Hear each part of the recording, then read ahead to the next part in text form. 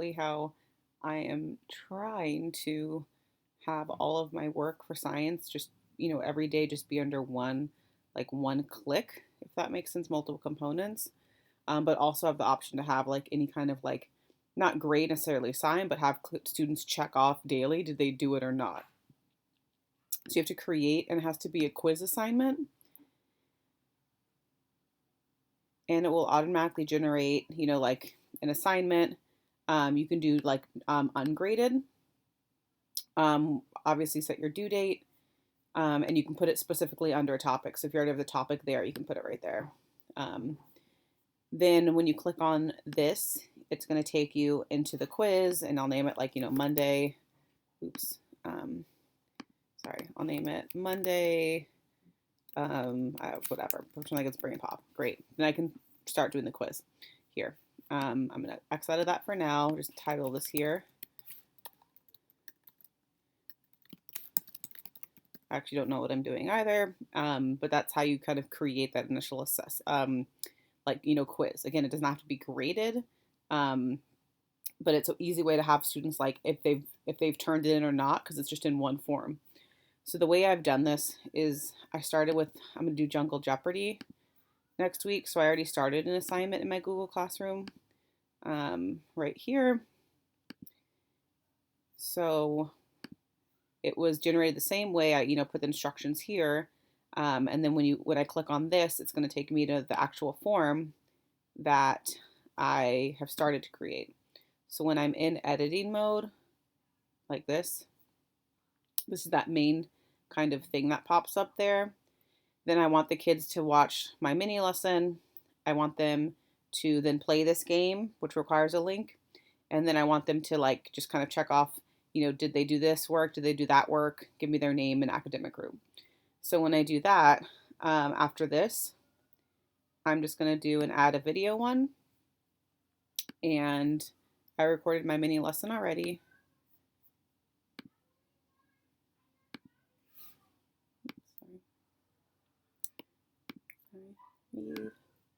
I recorded my mini lesson already. Sorry, I have so much stuff open now.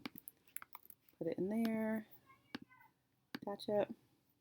And I'm just going to call this food web. I think I want to always just title it like mini lesson, so the kids always know like you need to watch this. Food web and Jungle Jeopardy. So then that's done there. Then I want them, after they watch my mini lesson, I want them to click on an external link to then play this actual game. So I need to add just a title and a description. So then I'm going to write Jungle Jeopardy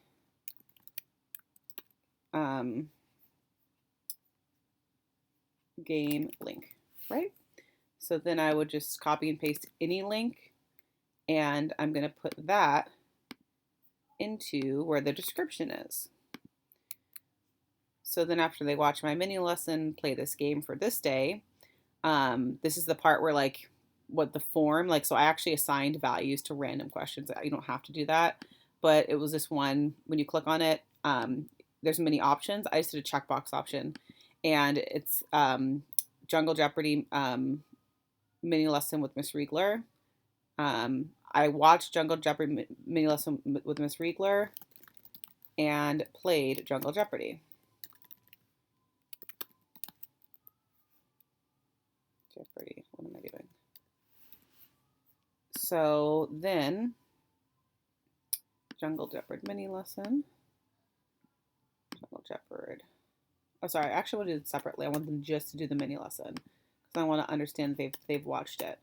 That's a checkbox, and with the answer key, there's literally only one answer, and I assigned it 50 points because you need to check off you did it. Then there's going to be one, my final score was, and then they're going to put in whatever their final score was. And then I have this one for, what were some challenges to your ecosystem to keep your ecosystem alive. That's just a paragraph because I want them to be typing like an open response type thing. Then I did do an answer key here. So if the kids get it, like they just get this response. then academic group last name. This is a simpler one, but it just has all the components in there. So then if a kid goes to actually do it, it would look like this. The mini lessons there, so they can just click right in the browser. You guys are going to play Jungle Jeopardy, an ecosystem game. Then they click on the link, right? And it opens up to this. Jungle Jeopardy, an ecosystem game. Log in to save points or click play to start. Then they would say, I watched it. My final score was, blah, blah, blah. And they type their answer in. They do their group and their name. The only other thing I need to change in my form, because I want them to be able, I want to collect their email addresses. I want to limit to one response. I also want them to be able to edit after they submit. This is important because if kids, some of them will be like an actual quiz in there. So if they get them incorrect and they get feedback, I'd want them to go back and edit it.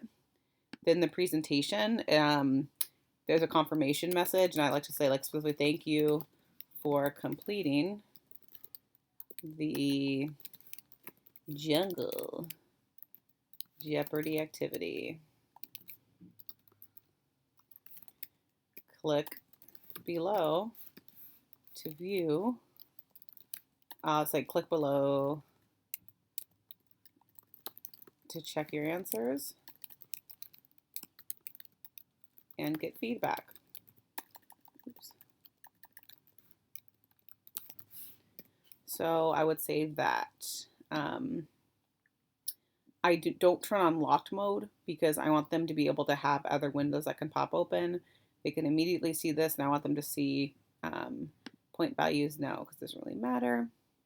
And then the general, great. And response receipts.